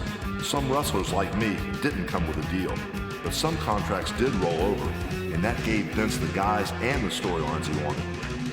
And it gave him something else. It gave him the whole WCW wrestling catalog. Hundreds and hundreds of hours of wrestling. It was like buying the damn Beatles. You could put it on a 24-hour wrestling channel and make tons of money. I didn't know the catalog came with WCW, or I'd have been all over it. I could have sat home in my office and watched those tapes all day and made millions of bucks. I guess I blew that one. In mid-September of 2001, my father's health started to decline rapidly. The guy was 88 years old and he'd lived a great life, but he was getting old and old people started to break down. I went to see my father almost every day he was in the hospital, from his stroke until his death on December 28, 2001. In one of our many conversations, he said something I'll never forget. Terry, he said, I don't like what that guy Russo did to you, and I don't like the kind of wrestling I see on television these days. Go back and fix it, Terry. Go back and fix wrestling and fix what happened to you. After my dad passed away, I got a call from Vince McMahon. Against the advice of some of his people who thought I was too old or had too much of an attitude, he asked if I was interested in getting back into the ring. With my dad's words still rolling around in my head, I said, hell yes I am. Vince said, well, how would you like to work with The Rock at WrestleMania? And I said, let's do it. At that time, Vince didn't know if he wanted me to win or lose. I said, I don't have to win. I just have to have a good match. Let The Rock beat me. Let his movie come out. Let him make millions of dollars. Let him make the whole wrestling world look better. Then we'll see. But in all fairness, I had to admit to Vince that my knee was hurting. I'd had serious problems with it in the past. Even after 3 knee surgeries to repair it, my doctor told me the knee could go on me if I didn't watch out. Vince told me he didn't need much, just a couple of Raws, a couple of SmackDowns, and WrestleMania. A total of 5 events a year. I thought even my surgically repaired knee could handle that. And I wanted desperately to prove myself and undo what WCW had done to my career. So I was willing to withstand the pain. Then Vince told me Kevin Nash and Scott Hall were coming back. I said, well, would you put the New World Order back together? But getting Vince's approval was different from getting the wrestlers' approval. I didn't know if I was going to get heat from the boys. I didn't know how much they would resent me being there, or if that resentment would eventually turn into trouble. Kevin Nash and Scott Hall had the same misgivings. We had been at each other's throats back in WCW, but that was water under the bridge. So we took an oath that we would watch each other's backs, especially in the ring. If I heard anybody say anything negative about Hall or Nash, I would let them know, and they would do the same for me. I mean, we were coming in as a unit. We knew we might not always be that way, and eventually we might end up taking different paths, but for the time being, we were going to stick together. The first time the fans saw the NWO on a WWE TV show was at No Way Out in Milwaukee on February 17, 2002. Kevin, Scott, and I came out to the ring and said we were misunderstood. All we wanted was a chance to prove it, and God bless America. All of a sudden, The Rock showed up to greet the new guys, and that's when it all started getting weird, brother. The Rock had been on TV every week. He was a star with a multi-million-dollar movie coming out, getting tons of publicity, and I had come to Milwaukee with nothing but past accolades. Everybody, including me, expected The Rock to get a lot more cheers than I did, but it seemed like it was 60% Rock and 40% Hogan. I had barely shown my face, and I was getting almost the same reaction he was. I said to myself, this could be a problem. Then we go to the Allstate Arena in Chicago, and it sounded almost like 50-50. It was getting scary, brother. Chicago is where The Rock asked me if I wanted to wrestle him, and I agreed. Then he stuck his hand out and we shook on him. Then when I went to walk away, he pulled me back, picked me up and slammed me down on the canvas. But Hall and Nash caught up with him and dragged me back into the ring. We were supposedly kicking his ass so bad they had to call an ambulance. Then I got hold of a semi-truck and rammed the ambulance with The Rock inside. No matter what I did, the fans still loved me. At the Joe Louis Arena in Detroit, I met up with The Rock again, and this time the crowd was definitely split 50-50. The same thing the next night at the Gund Arena in Cleveland. Vince McMahon said, "Oh my God, this wasn't the way we had planned it." And WrestleMania in Toronto was only a few days away. It was about 3 in the afternoon on the day of the big match, and I went into the arena to watch the guys talk about their matches that night. Almost every wrestler was in the ring or around it, saying, "I'm gonna do this or you're gonna do that." But not me. I was sitting around 50 rows back. There wasn't a chance in hell I was gonna go near that ring until it was time for my match. I had already sat down with The Rock in the locker room a couple of weeks earlier. We came up with the high spots, a few exciting parts of the match. We would go back and forth, nip and tuck, the two legends thing. But we didn't talk about every last detail of the match because we wanted it to look spontaneous. We didn't want The Rock anticipating every move. We wanted him to react naturally. After a while, the wrestlers cleared out of the ring. Everybody went backstage to play the waiting game. I thought a lot about how much was riding on this one night, this one match, probably the biggest one of my career.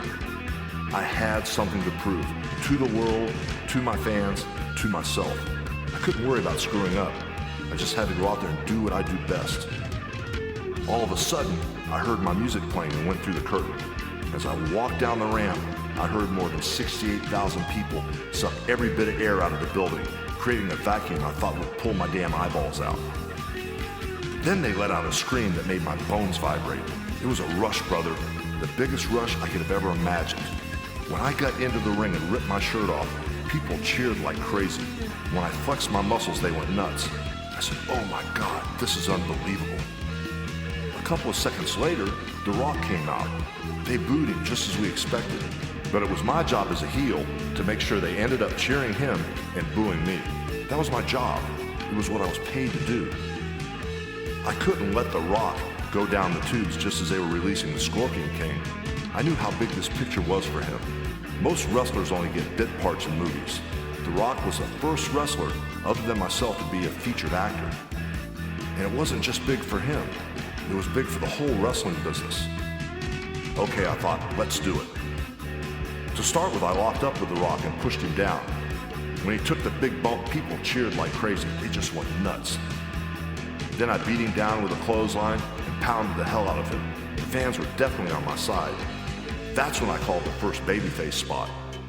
I said, "All right, now duck my clothesline, bounce off the ropes, and hit me with a bigger clothesline." He hit me with that flying clothesline, and I took a big-ass bump and flipped over and started crawling up the ropes like he killed me. And the people booed him out of the building. They were yelling, "Rocky sucks! Rocky sucks!" At that point, I got scared. It wasn't going to be easy to fix, but I had to do it, and I didn't have a hell of a lot of time. We couldn't walk out of the ring without people cheering for The Rock. What I didn't realize was how wrestling-wise The Rock had already become. Most guys would have panicked in that situation, but not him. Not a guy whose father and grandfather had been stars in the wrestling business even before I got into it. The Rock knew how to use his facial expressions and his physical abilities to turn the fans' reaction around. He acted bewildered, off balance, and little by little, he got the crowd on his side. All of a sudden, the cries of "Rocky sucks! Rocky sucks!" started fading away, and the fans stopped booing him. They were becoming too enthralled with this clash of titans that was going back and forth across the ring. About halfway through the match, The Rock tackled me. I'd recently cracked some ribs, and his shoulder rammed into them hard. I told The Rock that I was hurt. I couldn't breathe. But he wouldn't let me off the hook. He talked me through the rest of the match. "Come on," he said, "stay with me." As a heel, I was telling him to duck the elbow, watch out for the hammer. And he was saying, "Keep going, don't stop." So at that point, we were talking to each other. Towards the end, The Rock was supposed to rock bottom me 3 times and then give me the people's elbow. The first couple of rock bottoms tore me apart, and I whined like a dog that had been hit by a car. He said, "Can you take another one?" I said, "No." The Rock said, "Come on, brother, one more for me." Even though he was a kid, I respected the hell out of him. I didn't want to let him down, so I said, "Okay, let's do it." Then he rock bottomed me one last time. By the time he dropped the people's elbow on me, I was done. I couldn't have taken anything more.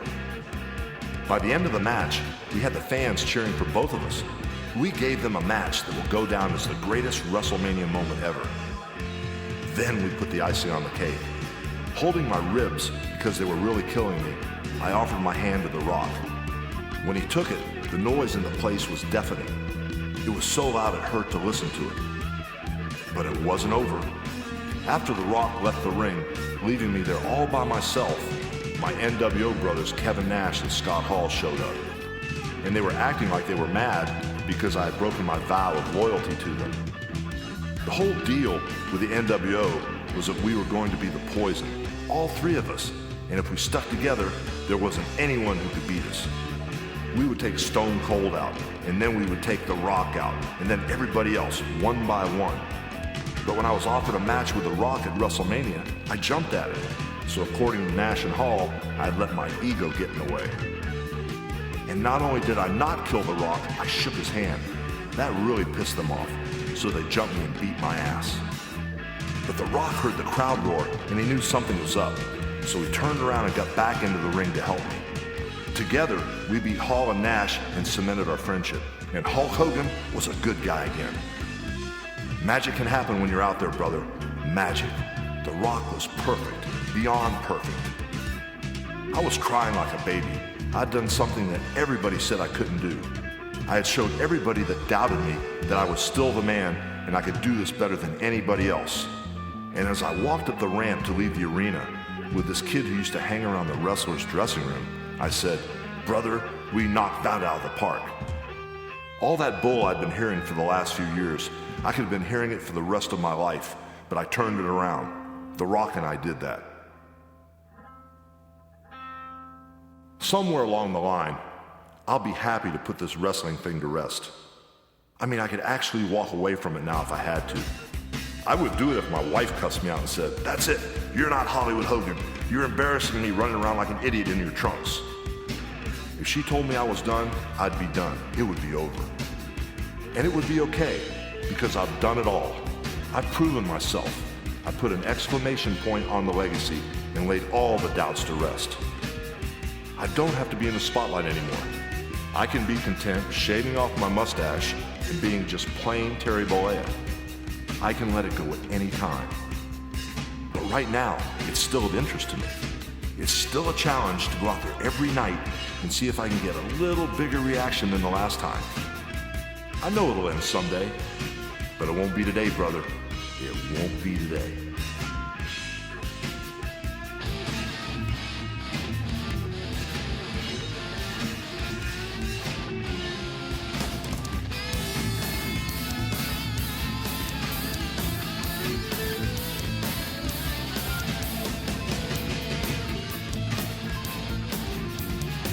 Hollywood Hulk Hogan was written by Hulk Hogan with Michael Jan Friedman. It was read by Hulk Hogan. It was abridged for audio by John McElroy.